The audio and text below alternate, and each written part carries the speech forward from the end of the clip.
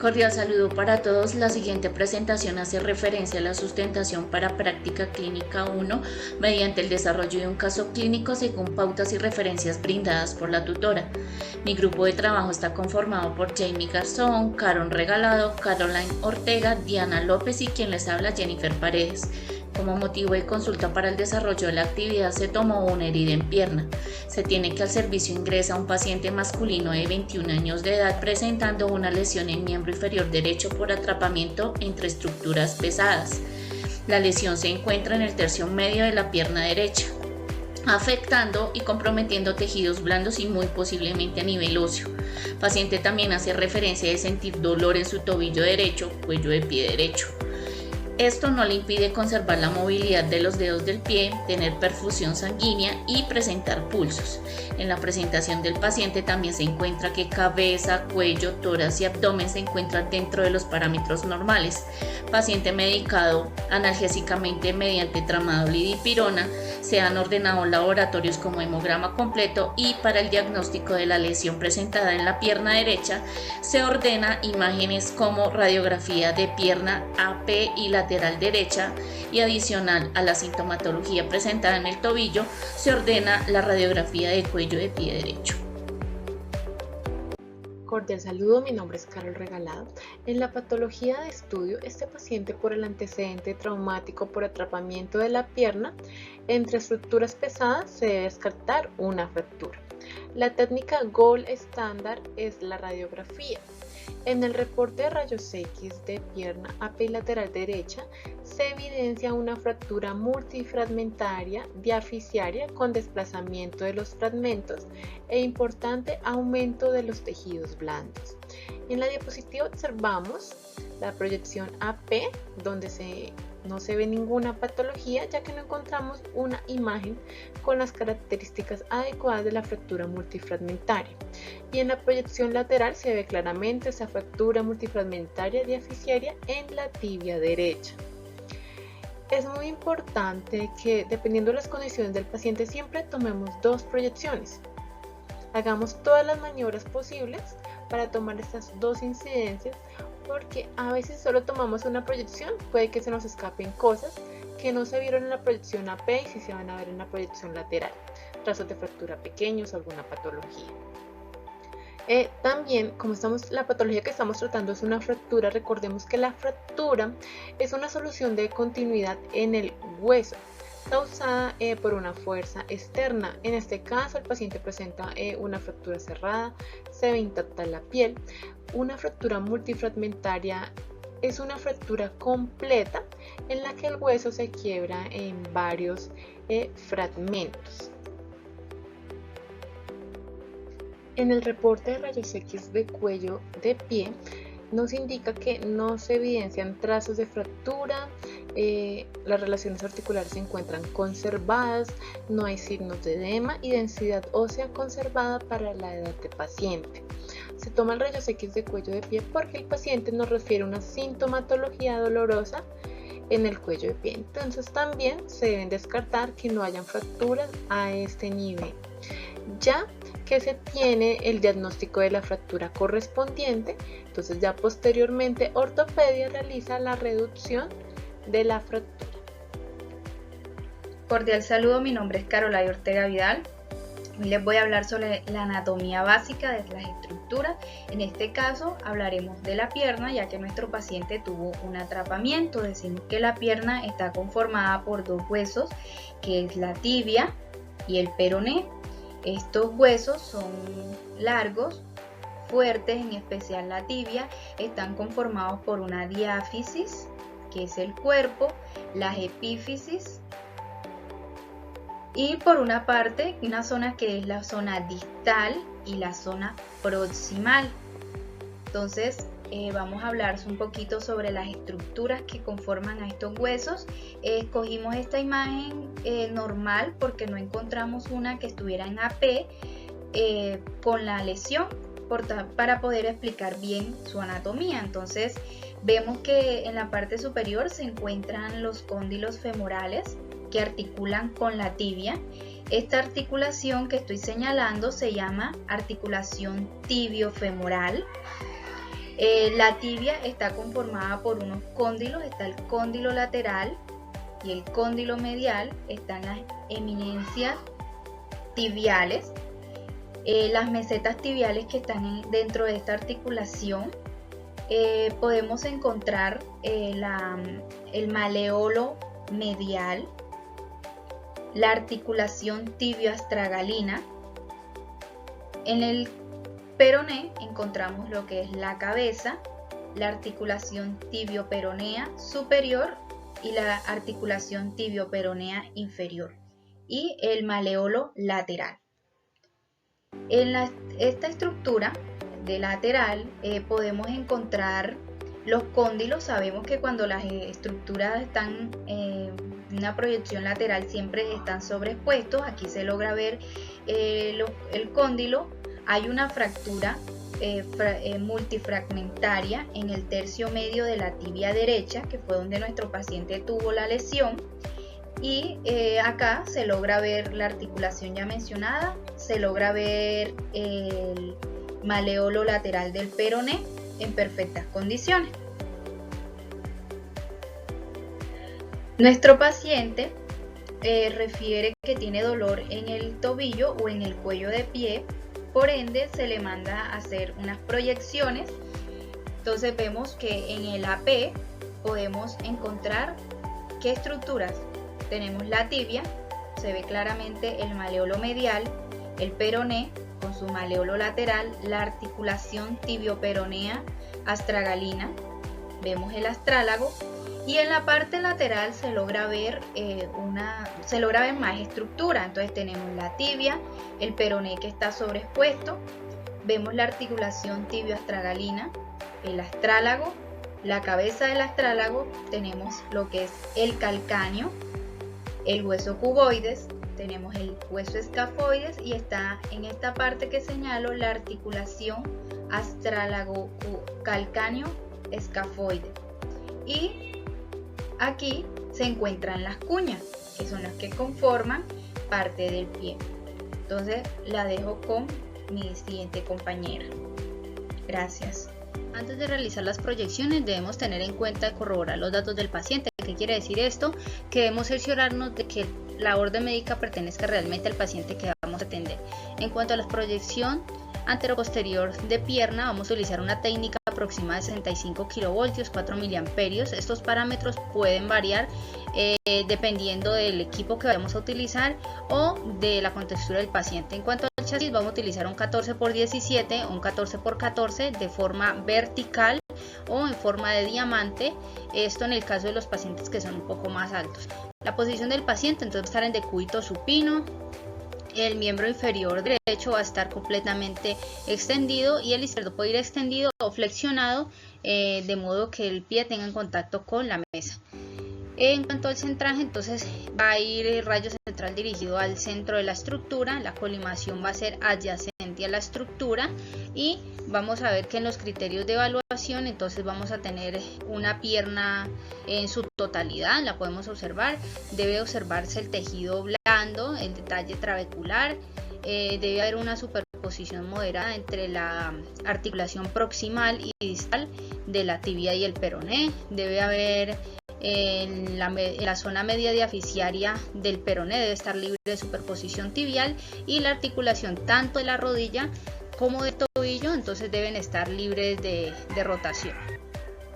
En la proyección lateral entonces vamos a utilizar la misma técnica, el chasis va a ser igual, la posición del paciente entonces él debe ubicarse en decúbito lateral derecho, el miembro inferior derecho va a estar completamente extendido y el izquierdo entonces se va a cruzar, se va a flexionar y se va a cruzar por encima del derecho. El pie va a estar en contacto con la mesa, lo que va a ayudar a la estabilidad del paciente.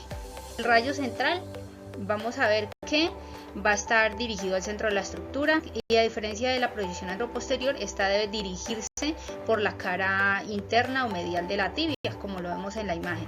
La colimación va a ser adyacente a la estructura y en cuanto a los criterios de evaluación, entonces vamos a ver una pierna de perfil en su totalidad, debe verse el tejido blando, el detalle trabecular, también debe haber una moderada separación de la diáfisis de la tibia y el peroné, y debe haber una ligera superposición de la tibia en su parte proximal y en su parte distal también en respecto al peroné. Debe también verse la rótula visible de perfil, y la articulación tanto de la rodilla como del tobillo deben estar sin rotación. La articulación anteroposterior de cuello de pie o tobillo, vamos a utilizar una técnica aproximada de 52 kV, 3 miliamperios. El chasis va a ser un 10×12 de forma horizontal y lo vamos a dividir en dos, o un 8×10 para realizar proyecciones independientes. En cuanto al posicionamiento del paciente, entonces podemos observar que es la misma posición que adoptamos para realizar la proyección anteroposterior de pierna. Entonces es en ese mismo instante donde podemos aprovechar la posición del paciente y realizarle también la proyección de cuello de pie o tobillo. Esto con el fin de evitar mayor movilización del paciente y reducir un poco más los tiempos. En cuanto al centraje, entonces el rayo central va dirigido al centro de la estructura del cuello del pie, al centro de la articulación del cuello del pie. Y cómo nos podemos dar cuenta que está bien centrada, porque vemos esta sombrita que es la que produce el colimador, y ella debe ir por el centro de los maléolos. Aquí estamos viendo el maléolo externo que pertenece al peroné y está centradita. Entonces la colimación debe ser adyacente a la estructura. En cuanto a los criterios de evaluación, vamos a observar tejido blando, talle trabecular, el tercio distal de la pierna, articulación del cuello del pie va a estar bien centrada en la placa. Vamos a visualizar el espacio de articulación tibio-estragalina, que es esta que estamos señalando, y la articulación tibio-peronea va a estar con una mínima superposición. También debemos observar el maléolo interno o medial que pertenece a la tibia y el externo o lateral que pertenece al peroné. Vamos a observar la articulación astragalo-maleolar con ausencia de superposición, y el astrágalo debe tener una densidad ósea adecuada. En las proyecciones de cuello de pie, recordemos que es importante siempre tomar las tres proyecciones, la AP, la oblicua y la lateral. En este caso, como el paciente nos le envía en un rayos X de pierna, aprovechamos la posición de cúbito supino con la pierna afectada en extensión.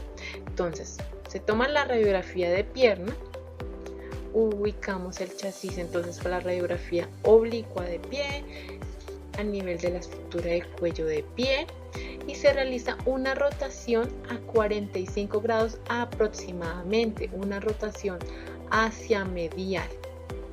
En este caso, pues por la condición del paciente, hasta donde el paciente lo más que pueda, aproximadamente hasta los 45 grados. El rayo central lo ubicamos a nivel del maléolo externo. Los criterios de evaluación, entonces, se debe visualizar entonces la tibia distal, el peroné y el astrágalo. Debe verse la articulación tibio-peronera despejada, que no se superpongan estas dos estructuras como si se evidencia en el rayos X AP. También se debe tener una adecuada penetración, que se visualicen todas las estructuras correspondientes. Para el rayos X de cuello de pie lateral, vamos a aprovechar la posición que el paciente tiene de la proyección de pierna lateral. Vamos a dejar el paciente tal como está. Verificamos que la pierna está derechita, el pie esté bien lateral, y acomodamos el chasis debajo del cuello de pie. Realizamos la colimación adyacente a la estructura, que el rayo central va a nivel de la articulación del maléolo medial. Entonces que se ve así tal como está la imagen. Y en la imagen, en la placa, los criterios de evaluación que debemos tener claros es que la articulación del tobillo esté centrada en el área de exposición, que se vea muy definida la articulación tibio-astragalina con las cúpulas astragalinas superpuestas entre sí, que damos una sola línea. El peroné debe superponerse a la tibia, el peroné debe visualizarse sobre la mitad posterior de la tibia, así como se ve acá. Entonces debemos ver la tibia y el peroné distales, el astrágalo y los huesos del tarso adyacentes, calcáneo, escafoides, cuboides, todas estructuras que tengan una adecuada penetración para que podamos tener una placa con adecuados criterios de evaluación. Deontología. La deontología es la disciplina filosófica que estudia los deberes y el comportamiento ético. Para Colombia, en el artículo 2343 del Código Civil reza una frase que dice: toda persona que cause un daño está obligada a indemnizar al afectado. Para esto se crearon los códigos deontológicos, donde nos explican mediante documentos las normas y valores que rigen el ejercicio ético de la profesión. Para el desarrollo de las áreas de la salud, en especial la radiología, se debe tener en cuenta que no se deben extralimitar las funciones asignadas al cargo, se debe de tener un cumplimiento de los protocolos institucionales establecidos en el momento de firmar el contrato y se deben de regir los actos y comportamientos según el código ético aplicable al desarrollo integral de la profesión. Cordial saludo, mi nombre es Jamie Yurani.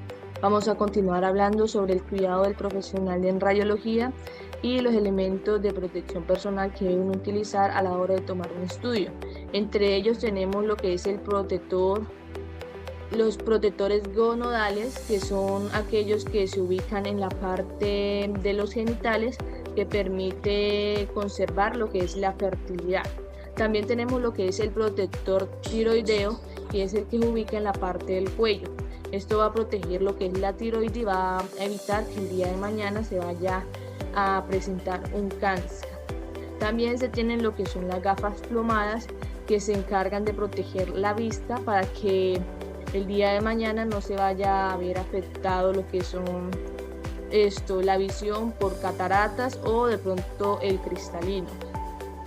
También tenemos lo que es el mandil plomado, que es como en forma de bata, que protege de los hombros hasta más arriba de las rodillas. Este protege entre un 90 a un 95% de la radiación, o sea que la máxima protección de este mandil plomado es de un 90 a un 95%. También tenemos lo que es el dosímetro, que es un pequeño aparato que es el que mide la radiación recibida del tecnólogo durante la toma de los estudios. Así como lo que el personal que trabaja en estudios de imágenes, también se debe proteger lo que es el paciente. Antes de tomarle cualquier estudio a un paciente se debe verificar que tenga una orden, que anteriormente no le hayan tomado lo que sea el estudio, porque muchas veces ha pasado que se llevan al paciente a tomarle el estudio y 2 horas después vuelven y le toman el estudio porque tal vez no han subido las imágenes o hay una doble orden por equivocación.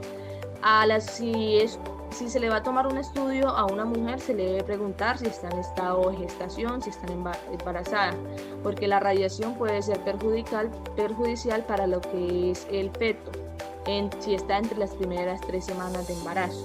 Ya después, si el embarazo está avanzado, entre 8 o 9 meses, se le pone lo que es el mandil plomado para cubrir la parte del vientre y proteger al bebé. Pero lo recomendable es no tomar lo que es un estudio de rayos X si el médico no lo autoriza durante los 3 primeros meses de embarazo o durante las primeras semanas de embarazo que el feto está desarrollándose.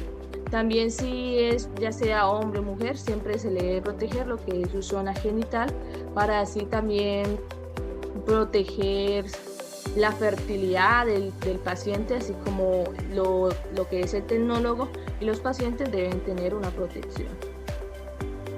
Muchas gracias.